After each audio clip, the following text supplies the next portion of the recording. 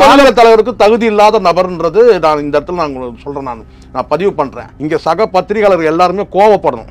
இது ஜூனியர் சொன்னாங்க, இவங்களுக்கு சொன்னாங்க, அவங்களுக்கு சொன்னாங்கன்னு கிடையாது. நயினார் நாகேந்திரனுக்கு எதிராக வந்து பத்திரிகைகள் திரளணும், போராட்டம் பண்ணணும், ஆர்ப்பாட்டம் பண்ணணும். எப்படி சொல்லுவீங்க நீங்க? இந்த ஜூனியர் இதை விட வேற ஏதாவது தொழில் பண்ணலாம். யாரையுமே இந்த மாதிரி ஒரு வார்த்தை வந்து ஒரு தலைவராக இருக்கிற மாநில தலைவர்கள் இருக்க தகுதி இருக்கா நான் கேட்கிறேன். நயினார் நாகேந்திரனுக்கு இந்த வார்த்தை சொல்லலாமா? நீங்க முதல் வார்த்தையே தவறுங்க. அதுக்கப்புறம் நீங்க குடும்ப தொழில் சொல்றீங்க. குடும்ப தொழில்னால குலத்தொழில் எல்லாம் ஒன்று தானே. அப்போ வந்து நீங்க சொல்லுங்க, அவங்களுடைய குலத்தொழில் இது தப்பான விஷயம் அது. நீங்க எப்படி மீன் பண்ணுவீங்க? அப்படி நீங்க பத்திரிகை தொழில் பண்றதை விட இந்த மாதிரி எழுதுறதுக்கு வேற ஏதாவது தொழில் அவங்க குடும்ப ரீதியா பண்ணிட்டு போலாம். அந்த ஜூனியர் விடலாம். கேட்கிற கேள்விக்கு முதல்ல பதில என்ன சொன்னார் அவரு? எனக்கு அவர் வந்தாரு, நட்டா வந்தாரு, அவர் பேரன்பு மிக்க வந்து அவர் பேரன்பை செலுத்தினாங்க, அமித்ஷா வந்தாரு, அது வந்தாரு, இது வந்தாரு. யாருன்னா வந்துட்டோம். கேட்ட கேள்வி சாதாரண கேள்வி. சார் நீங்க 4 கோடி ரூபாய் வந்து நீங்க எலெக்ஷன் டைம்ல பிடிப்பட்டது, அதை பத்தி ஏதாவது வந்து கேள்விகள் கேட்கப்பட்டதா? இல்ல வந்து கூட்டணி வந்து செதறி வந்து பார்த்தா டிடிவி ஒரு பக்கம் போயிடுறாரு, வந்து ஓபிஎஸ் ஒரு பக்கம் போயிடுறாரு, பிச்சுட்டு கிளம்புறாங்க, கூட்டணியே உங்களால தான் உடையுது, அதை பத்தி கேட்டாங்களா? மாநில தலைவர் பதவியை நீங்க வந்து விலகுறீங்களான்னு கேட்டாங்க. இது இயல்பு. நீங்க தான் இது நாமினேட்டட் போஸ்ட் தானே, இது எலெக்டட் போஸ்டா? இது நேற்று அண்ணாமலை இருந்தாரு, மாற்றவே முடியாதுன்னாங்க, மாத்திட்டாங்க. அதுக்கப்புறம் வந்து இன்னைக்கு நயினார், நாளைக்கு இன்னொருத்தர் வரதானே போறாங்க. எதுக்கு கோவப்படுறீங்க? ஒரு கேள்வி கேட்டா அந்த கேள்விக்கு பதில் சொல்ல திராணி இல்லைன்னு வேணா சொல்லுங்க. எதுக்கு கோவப்படணும்? நீங்க வந்து சனாதன விசுவாசியா காட்டிக்கிறதுக்காக இந்த பதிலான ஒரு கேள்வி வருது. ஒரு பொதுவான கேள்வி கேட்கறாங்க. யார் கேள்வி கேட்கறோ அந்த கேள்வி அவரோட இது. அதுக்கு நீங்க என்ன பதில் சொல்லணும் கேட்டா, அப்படி ஒரு வந்து இல்லைங்க, அது வந்து இயல்பா சொல்லிட்டு போயிடலாம். அப்படி பதவி விலகணும்னு சொன்னாங்கன்னா, தலைமை சொன்னாங்கன்னா விலகிட்டு போவோம்னு சொல்லலாம். இந்த பதவி நிரந்தரம் இல்லைன்னு சொல்லலாம். எவ்வளவு வார்த்தைகள் இருக்கு சார். இவ்வளவு எமோஷன் ஆக வேண்டிய அவசியம். அப்போ இந்த பதவியில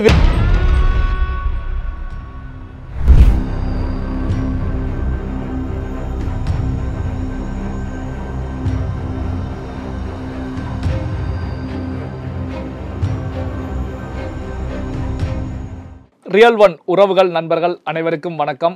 முக்கியமான தகவல்களை நம்முடைய உறவுகளுடன் பகிர்ந்து கொள்ள இணைந்திருப்பவர் அரசியல் விமர்சகர் மற்றும் பத்திரிகையாளர் சேகுவேரா ஜெய்சங்கர் அவர்கள். வணக்கம் சார். வணக்கம் சார். வணக்கம். இப்போ பார்த்தீங்கன்னா பெரிய அளவில் ஒரு விமர்சனத்தை கிளப்பி இருக்கிறது.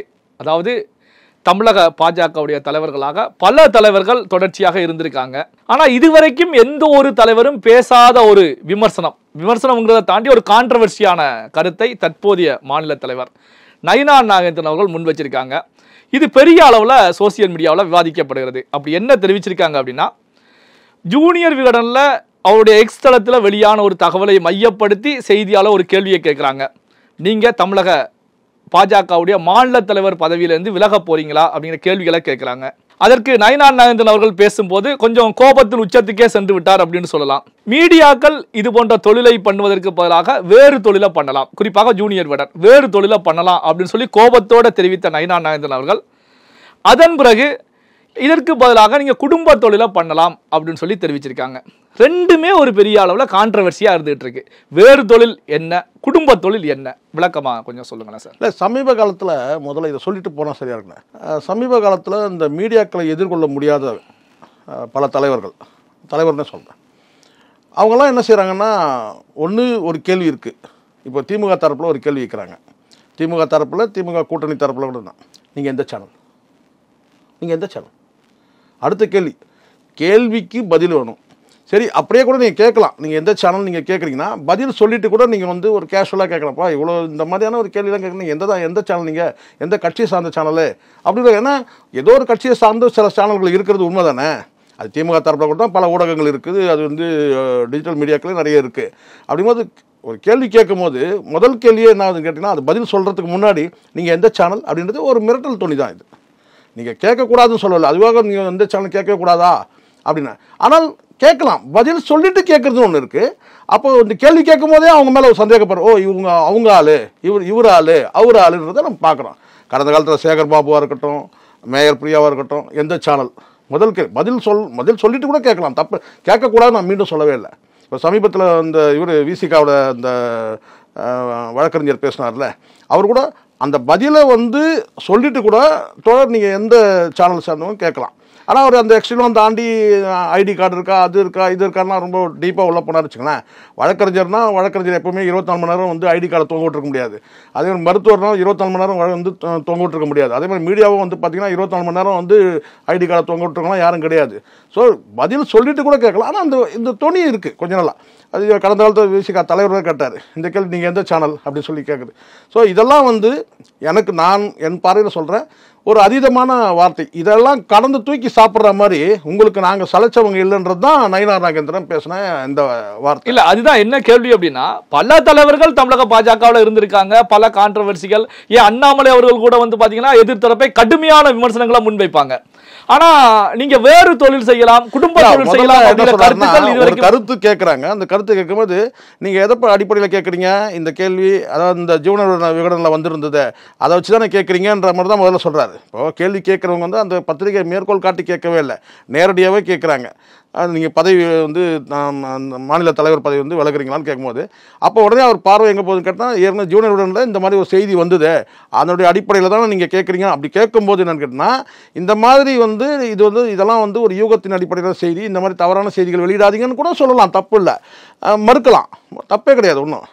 ஆனால் அந்த வார்த்தை இருக்குல்ல என்னன்னு கேட்டிங்கன்னா இதுக்கு வேற தொழில் செய்யலாம், இந்த மாதிரியான தொழில் வேற தொழில்னு சார் வழக்கமாக என்ன சொல்லுவாங்க, ஏன்னா இதுக்கு நீ வந்து பார்த்தீங்கன்னா வேற தொழில் செய்யலாமே அப்படின்னு சொன்னால் ஏதோ தவறான தொழில் தான். எந்த தொழில்ன்றது எல்லாருக்கும் தெரியும், இதை நான் கூட சொல்லணும்னு அவசியம் இல்லை. இந்த தொழிலை செய்யறதுக்கு நீ இந்த வேலையை செய்யறதுக்கு நீ இதுக்கு நீ வேற தொழில் செய்யலாம் அப்படின்னு சொல்றதே என்னன்னு கேட்டிங்கன்னா கிட்டத்தட்ட விபச்சாரம். அப்படிதான் மீன் ஆகும். நான் உடச்சி பேசுறேன்றதுனால நான் சொல்றேன், அப்படிதான் மீன் ஆகும். நீங்க இல்லைன்னு சொல்லலாம், மறுக்கலாம். இந்த வேலை செய்யறதுக்கு நீ அந்த தொழிலை செய்யலாம் அப்படின்னு சொன்னாலே அது அந்த தொழில் தான். அதுவும் குறிப்பா பத்திரிகைன்னு சொன்னாலே கேட்டா வந்து விபச்சார ஊடகங்கள், விபச்சார தொழில் பண்றவங்க, விபச்சாரத்தோடவே வந்து கடந்த காலத்தில் நிறைய ஒப்பிட்டு பேசி இருக்கிறதுலாம் உண்டு. இந்த வார்த்தை நீங்க சொல்லிட்டு அடுத்த செகண்ட் நீங்க என்ன சொல்றீங்கன்னா இதுக்கு நீங்க வேற தொழில் சொல்லலாம்னு சொல்லிட்டு அதுக்கப்புறம் எங்கேயோ அறிவு எட்டுது என்னன்னு கேட்டா, ஓ இது நம்ம தவறா சொல்றோன்றத எட்டின உடனே டக்குன்னு அப்படி பல்ட்டி அடிக்கிறீங்க. அப்போ என்னன்னா குடும்ப தொழில் சொல்லி சார் நான் கேட்குறேன், குடும்ப தொழில்னா என்ன குடும்ப தொழில்? இப்போ ஜூனியர் குடும்ப தொழில் என்ன சார் நீங்கள் சொல்லுங்கள். நீங்கள் மீன் பண்ணுறீங்க, குடும்ப தொழில் சொல்கிறீங்க, ஜூனியர் விகடன் தான் நீங்கள் சொல்கிறீங்க நேரடியாக ஸ்ட்ரைட்டாக, சரிங்களா? என்னை அனுமதிக்கு பேசுறதுக்கு. ஜூனியர் விகடன் வந்து இதுக்கு வந்து வேறு தொழில் செய்யலாம்னு சொல்லிட்டு குடும்ப தொழில் சொல்கிறீங்க.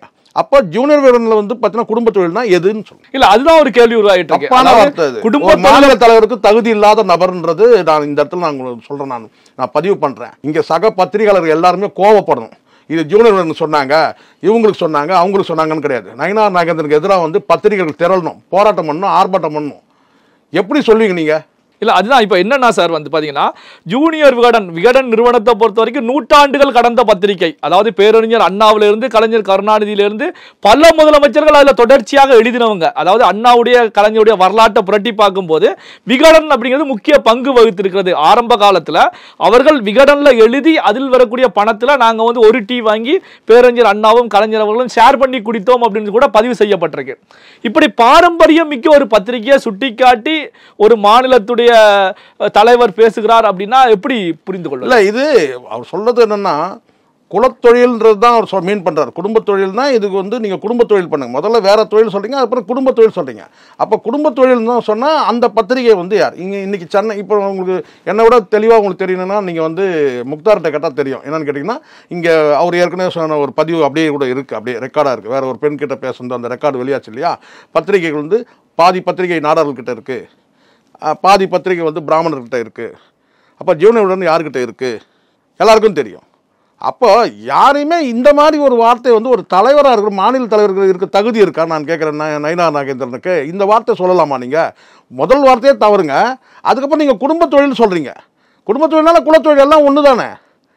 அப்போ வந்து நீங்கள் சொல்லுங்கள் அவங்களுடைய குலத்தொழில் இது தப்பான விஷயம். அது நீங்கள் எப்படி மீன் பண்ணுவீங்க? அப்படி தப்பாக தான் இருக்குது. முதல்ல நீங்கள் நேரடியாக நீங்கள் முதல்ல கேட்டால் குடும்ப தொழில் சொல்லியிருந்தாலும் பரவாயில்ல, வேற தொழில் செய்யலாம்னு சொல்லிட்டு அதுக்கப்புறம் நீங்கள் என்ன சொன்னீங்கன்னு திருப்பிக்கிறீங்க. அப்படி அதாவது தவறுன்னு தெரியுது, நம்ம தவறாக பேசிட்டோன்ட்டு. அதுக்கப்புறம் குடும்ப தொழில் சொல்றேன்னு சொல்லிட்டு இங்கே குடும்ப தொழில் சொல்றது தானே தப்புன்னு சொல்கிறேன். குலத்தொழில் குடும்ப தொழில் எதுவும் கிடையாது இங்கே. அப்போ இந்த இடத்துல உங்களுக்கு சனாதன புத்தி வருதா இல்லையா, இப்போ வெளிப்படுதா இல்லையா இங்கே?